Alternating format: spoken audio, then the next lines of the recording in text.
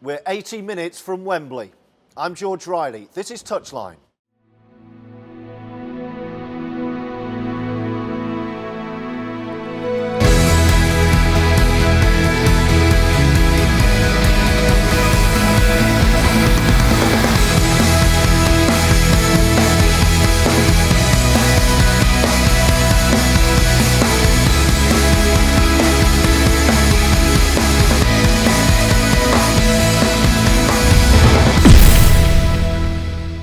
Hello again, welcome to Super League Touchline. Every Thursday of the Rugby League year, get subscribed and you won't miss a thing. This week, all the build-up to the Carnegie Challenge Cup semi-finals. 4 of the best in the business bidding for Wembley and all the build-up on the way.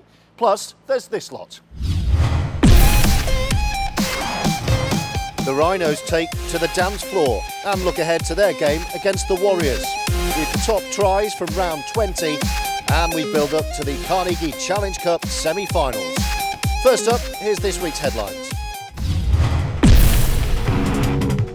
Castleford standoff Rangi Chase is expected back in action for the Tigers at the weekend after his club-imposed ban came to an end earlier this week. Chase was reportedly suspended following an internal investigation relating solely to matters concerning consumption of alcohol and non-attendance at training sessions. The England international says, "I'd like to apologise to my teammates, coaching staff of the club and our fans for my behaviour." Salford centre Sean Gleeson has moved to Hull KR on a 3-year deal. Head coach Craig Sandercock says he's been very impressive for Salford this season and at 24 years of age has the best years of his career in front of him. And Bradford Bulls are looking ahead with a bit more hope this week as the club's joint administrator, Brendan Guilfoyle, extended the deadline to find a buyer from Tuesday night to the 27th of July after a consortium of local Asian businessmen followed up their initial interest. In the meantime, the day-to-day running costs still need to be met. It's been reported the RFL are to provide an advance of television income in order that the players' salaries can be met this month. Now, the Leeds Rhinos have some twinkle toes out on the pitch, but what have the Super League champions got on the dance floor? I bet they look good on the dance floor. SLTV went to find out. To get them revved up for the big rendezvous for one night only, Leeds Rhinos are ditching the rugby boots and donning the dancing shoes for a night of Strictly Scrum Dancing.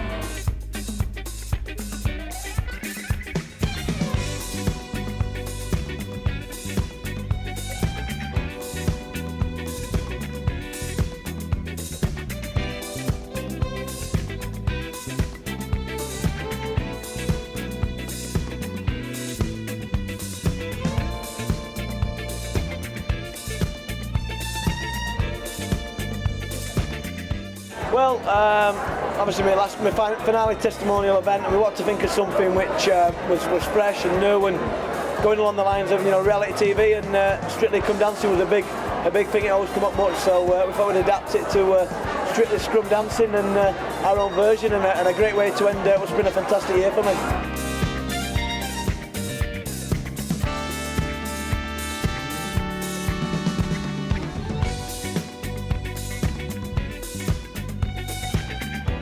Well, as predicted, I was terrible. Before I went out, I knew I'd been bad, and yeah, I thought I got pretty mediocre marks, so it showed up pretty bad as well.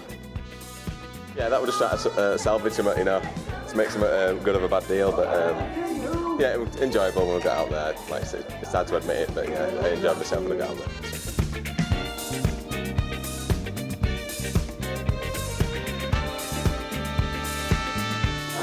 Pretty nerve-wracking at the start actually, pretty nervous when I was stood there before I started to dance, but no, as soon as you got in mood and everyone in the audience started clapping and getting involved with you, you felt a lot better about yourself and the nerves went away.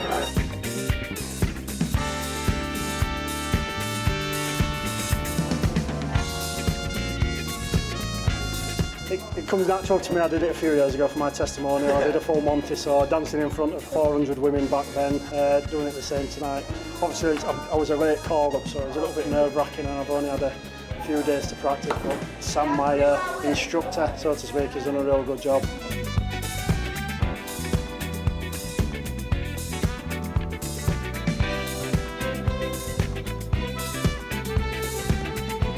toughest moment, probably losing the Challenge Cups. I've played in 4 Challenge Cups now. and not won any of them. So I've enjoyed the experience of being at Wembley and at Cardiff, but the right experience, unfortunately. Well, obviously you've won tons of Super League titles, World Cup challenges. The Challenge Cup is where you fall down. I mean, how desperate are you to beat Wigan in the semi-final? Yeah, we're really, really desperate, and every year we set the goal of as you know, we've done well in the Super League, but we've never quite achieved the Challenge Cup. So it's a bigger focus than ever, and obviously we need a bigger performance than ever because you know, Wigan are white hot at the moment and the team to beat. So you know, we're confident we can do it. It is who plays best on the day, and we're confident we can do that. Well, the last time I played them, we were a bit of a washout, really. You know, they put the good score on us, and you know they played really well. And we were a bit of a low in that point of the season. Since then, we've gone on to win, you know, quite a few games in a bounce. We've got some momentum behind us, so things will be different on the weekend. Yeah, definitely. We played at home recently as well, a couple of weeks back, and they really put on a good show against us. And we were disappointed with the performance. Obviously, we've got a few wins under his belt, and it's going to be a really good game on Saturday anyway. They're missing a couple of key players. Are you looking at that as to your advantage? No, not really. I think that the Leeds team would like to play the best Wigan team that they've got. Unfortunately, Thomas Williams not playing, and some of the other players are not in there. But no, we're going to play our best. It doesn't matter what team they put out at the end of the day.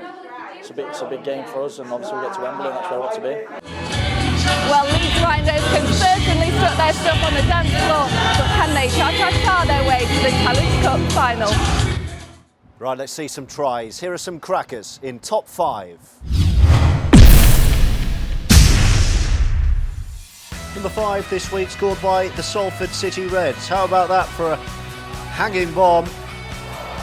Not at all dealt with. Eventually offloaded into the corner, and Jodie Broughton finishes.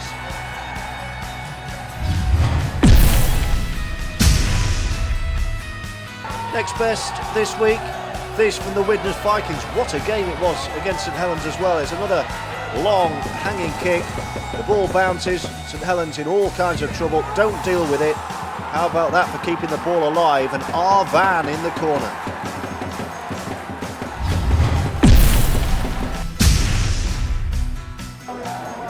Number 3 scored by the Wigan Warriors. You know who is involved. Sam Tompkins, calm on with the break, Gelling back inside, and then Wigan just play keep ball.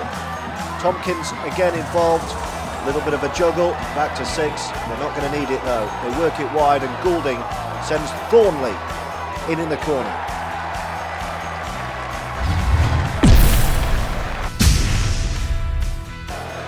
Second best this week, terrific individual score by Richie Owen of the Castleford Tigers. Full of pace and power down the middle. The offload to Owen, runs laterally, nothing on, little dab, little dummy as well.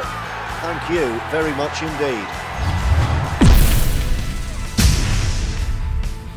Pick of the bunch though this week, this from the televised game between the Warrington Wolves and the Catalan Dragons. Adrian Morley up the middle as the Wolves look to keep the ball alive. It's worked right onto the far touchline.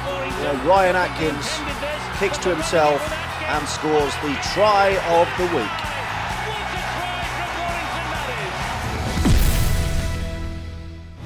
So 4 of Super League's biggest names are poised to go toe-to-toe for a place in the Carnegie Challenge Cup final at Wembley, just 80 minutes away. The Huddersfield Giants actually won't be playing here, of course, at the Gal Farm neutral venue. So Greg Eden and Luke George, who we're going to speak to on Touchline in just a moment's time, they'll be getting ready at Salford ahead of their semi-final against Warrington. While here, this is the away dressing room. So the Wigan Warriors will be getting ready to play the Leeds Rhinos for their shot at Wembley once more, in a repeat, of course, of last year's final. We've been speaking to all 4 semi-finalists ahead of these 2 huge games. These 2 massive clubs with great support. The atmosphere at the Gal Farm will be tremendous at the weekend, and I'm looking forward to it. I'm sure Brian McDermott is, and we need to be at our best. They've got some players in their team what can turn up for one-off games, and as they did in the grand final. So that's what I'm expecting. What's happened in the past this year, we've butchered them twice, and that's not even being mentioned to the players. This is a one-off game. What they're within their rights to turn up and play well, and we need to be at our best. This intensity is sort of up there with Wembley, especially Leeds Wigan games. They're always big, and when you get to this stage, there's no easy team. So the intensity will be there, and it's just a big game, and the boys just turn up with a little bit of a spring in the step and a bounce. So, you know, I'm expecting a real tough game. I'm sure it'll be a physical game, like any game between Wigan and Leeds. But hopefully, if this weather sort of ties up itself, and can be a good spectacle. And sure, I mean, we're both two teams who like to throw the ball about, but again, we're good at that with defence as well, which has put us where we are. So no doubt it'll be a good spectacle. The beauty of our team is we've got some experience and some experience of being in these sort of situations where we're coming up against the best team in the competition at the minute, and we've been able to draw on some of that in the past.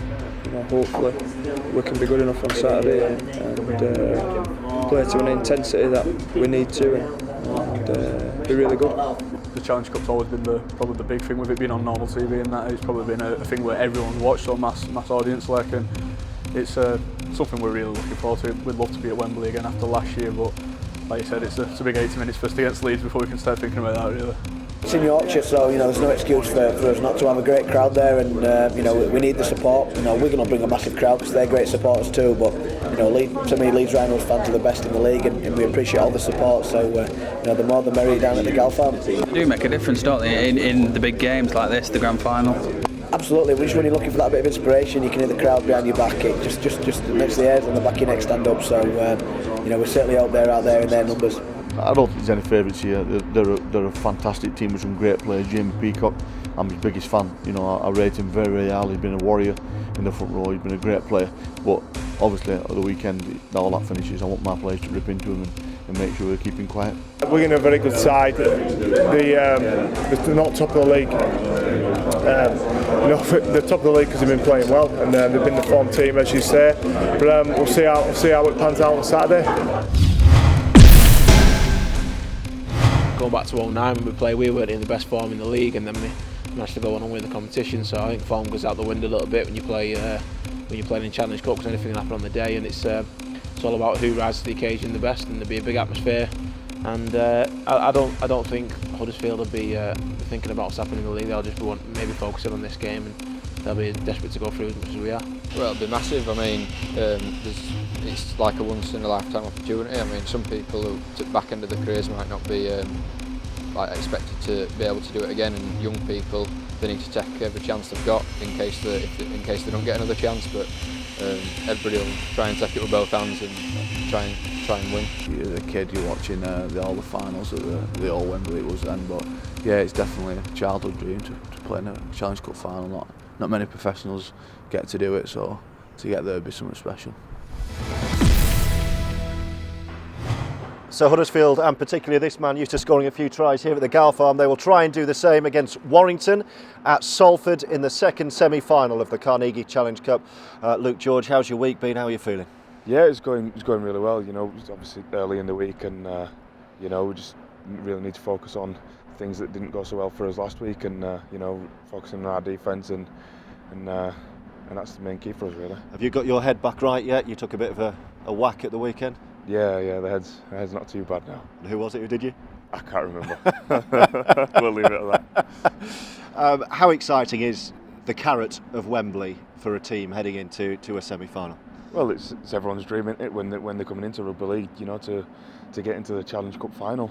So for us, it's, you know, we're 80 minutes away from that, but you know, it's going to be a tough 80 minutes for us. We know the challenge ahead, and we know what we've got to do to win this. A lot of the guys at Huddersfield would have experienced it a couple of years ago, or 3 years ago against Warrington. Have they spoken about what it's like, or are you just trying not to talk about Wembley until you get through the semi? No, I mean, there's no point in talking about that because there's a much tougher game that's standing in the way of Wembley. So it's one game at a time. You know, we've just got to focus on our week in training and everything building up to the game on Sunday. And has it been a particularly tough week or more than a week in training, bearing in mind things aren't going your way at the moment in Super League?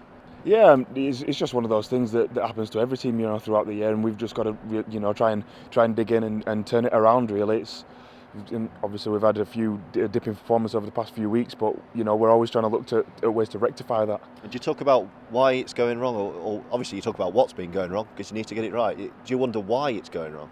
I think that's, you know, we're just trying to work that out as well, and you know, we've just got to come together as a team rather than, you know, people keep saying, oh, here and there, what's going wrong. But if we all stick together, then that's just the main thing, that, you know, we stick together as a unit.